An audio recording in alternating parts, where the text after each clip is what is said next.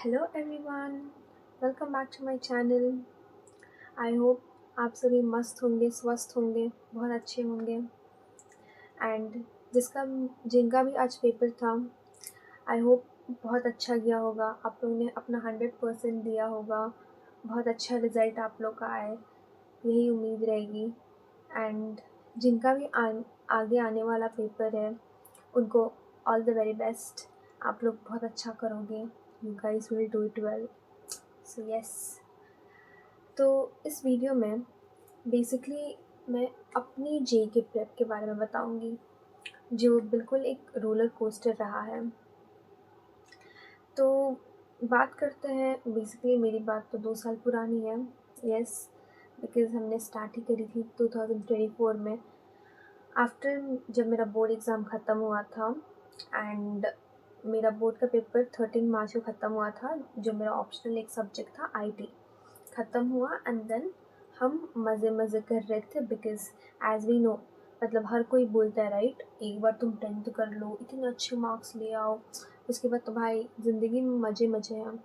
तो I was experiencing that मज़े मज़े। ओके, तो 10 दिन 15 दिन तक मैंने मज़ा मज़ा पूरा एक्सपीरियंस किया था भाई। हाँ भाई, एकदम सॉलिड था। मतलब होली एंड सब कुछ था, तो बहुत मज़े मज़े में गए। आफ्टर दैट बारी आई कि भाई अब है आगे, अब क्या करना है आगे। तो स्टार्टिंग से ही पहले से ही दिमाग में था कि लाइक ऑब्वियस साइंस लेना है, बट अगेन बायोलॉजी लेना है या फिर सीएस लेना है। तो मतलब मी लाइक मुझे बहुत स्टार्टिंग से नहीं बोलूँगी, बट यस, बायोलॉजी में मेरा इंटरेस्ट 8 9 10th में बहुत डेवलप हुआ था। But due to my stupid brain and stupid reasons के कारण मैंने बायोलॉजी ड्रॉप आउट करके एंड मैंने पीसीएमसी चूज़ करी।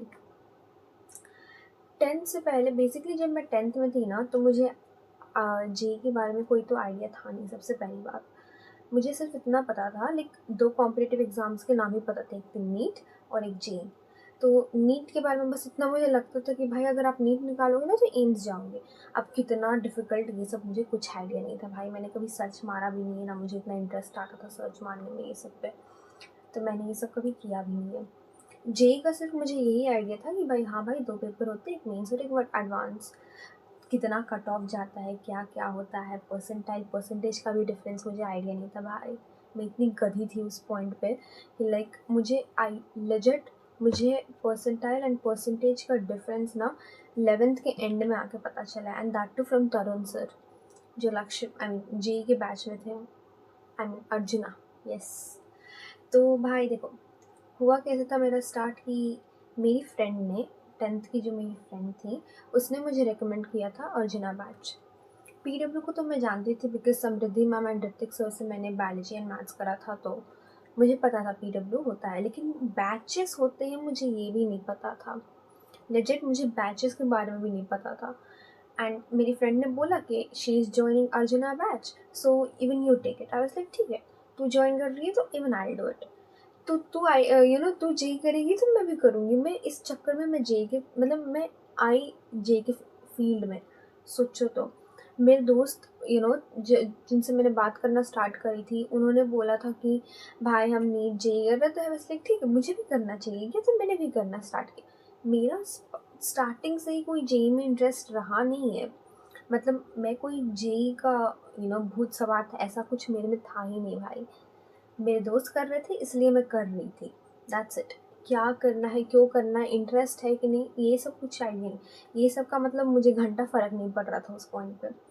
बिकॉज अगर आप कोई चीज़ कर रहे हो तो एक इंटरेस्ट होना चाहिए राइट, कि आपको इंटरेस्ट, जब आपको कोई चीज़ में इंटरेस्ट होता है तो आप करते हो, उसे मन से करते हैं, and like you achieve those things. मुझे स्टार्टिंग से ही नहीं था, सो आई लेफ्ट। तो भाई देखो, मैंने जेई का मतलब लक्ष्य आई मीन अर्जुना तो चूज़ कर ही लिया था। एंड मैंने अपनी क्लासेस वगैरह भी स्टार्ट करी थी। मतलब स्टार्टिंग में तो अच्छा जा रहा था। उसके बाद लेजिट मुझे ये भी आइडिया नहीं था कि जेई में इतना पढ़ना पड़ता, मतलब इतना क्या पढ़ना पड़ता ऑब्वियस, अगर आपको कोई कॉम्पिटिटिव एग्ज़ाम निकालना रहता है तो लेकिन वही था कि मतलब क्या बोलते हैं, मतलब कितना डिफ़िकल्ट, कट ऑफ वगैरह का कोई आइडिया नहीं था। तो मुझे कोचिंग ज्वाइन करना चाहिए था क्या, मतलब गाइडेंस, प्रॉपर गाइडेंस नहीं मिली थी मुझे स्टार्टिंग में ही, ठीक है। तो मैंने चूज़ किया था स्कूलिंग करना। तो मैं सीबीएसई से स्टेट बोर्ड में शिफ्ट होके मैंने पीयू कॉलेज चूज़ करी थी कि आई विल डू पीयू मतलब कॉलेज एंड विथ कोचिंग।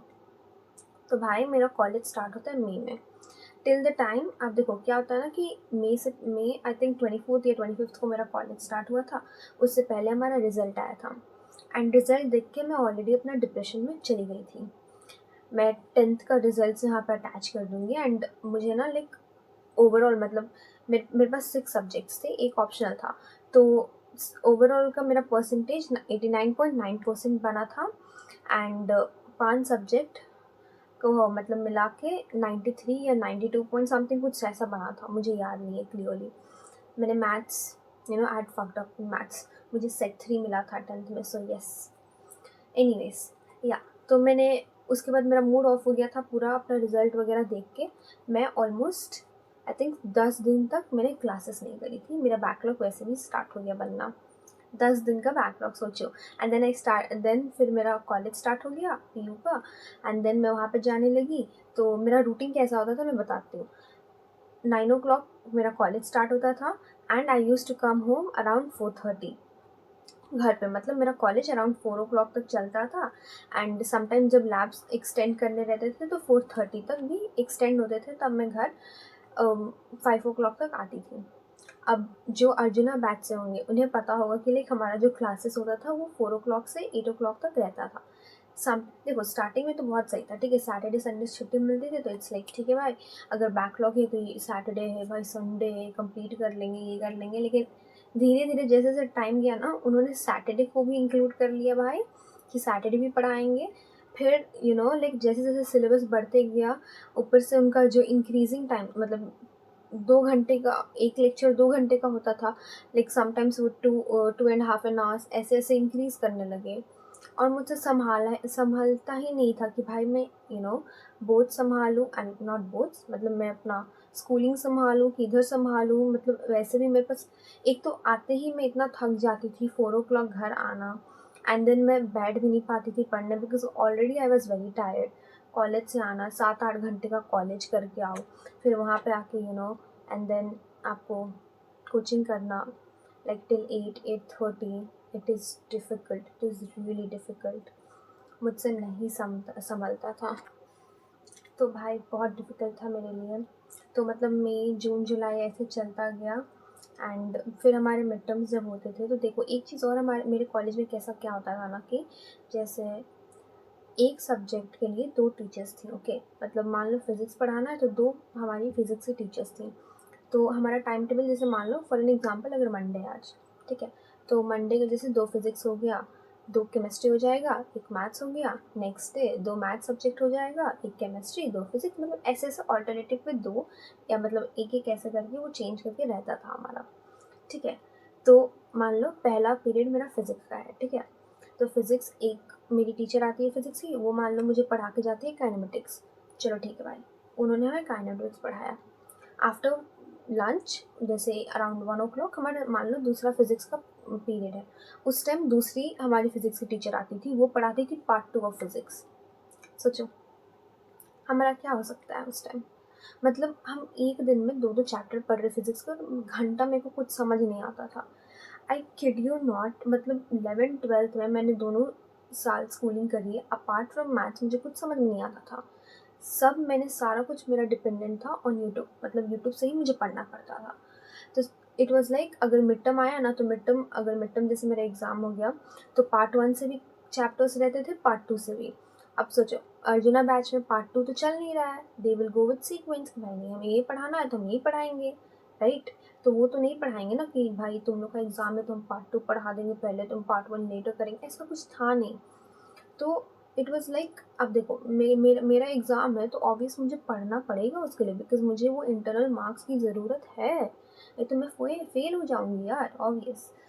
तो मैं अर्जुना बैच को छोड़ के मतलब मैं क्लासेस छोड़ के I use to study from YouTube, like वो चैप्टर्स जो अभी अर्जुना में कराए नहीं जाते थे बिकॉज़ वो सारे चैप्टर्स मेरे एग्ज़ाम्स में आया करते हैं। सो ऐसे करते करते मेरा पूरा 11th बर्बाद। और देखो मेरा मुझे ना रियलाइज़ क्यों नहीं हुआ था, बिकॉज़ मैं 11th में हमेशा अच्छा स्कोर कर रही थी, ठीक है। बहुत मेरा स्कोर बहुत मतलब सही था। जैसे फिज़िक्स में out of 70 I used to score हमेशा 65 प्लस पे मेरा रहा है, हमेशा हमेशा मार्क्स। मैथ्स में भी 70 मतलब आउट ऑफ 80 70 प्लस 75 प्लस ऐसे ही मेरा स्कोर्स आते थे।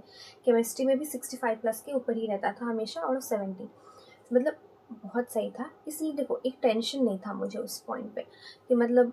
और एक चीज़ का क्या था ना कि मुझे आइडिया नहीं था उतने जेई के बारे में। As I told you starting में ही मुझे आइडिया नहीं था। तो मुझे जब मैं मिड में आई, ठीक है, mid of the I think October या नवंबर के मिड में, आई रियलाइज़ कि भाई मैंने कितनी बड़ी गलती करी है। मतलब जेई का जो पढ़ने का सिलेबस है ना, वो कितना पढ़ा जाता है, प्रैक्टिस, मैंने कितनी बड़ी गलती करी है। And I have literally wasted my 11th, literally wasted at that point मैं बोलूँगी, बिकॉज मुझे कुछ नहीं आता है। मैं डीपीपी एक करने बैठी थी and I swear I kid you not, मैं रोने लगी कि बिकॉज मुझे एक क्वेश्चन नहीं बन रहा है वहाँ पे। एंड वो पॉइंट था कि आई रियलाइज कि जी नहीं भाई, जी it's not a cup of tea. मतलब ऐसा कुछ नहीं, हाँ भाई इतना ईजी है तो कर लिए, ऐसा नहीं होता है। पढ़ना पड़ेगा लाइक हेल, घिसना पड़ता है अपने आप को एकदम पागलों की तरह बुक्स में।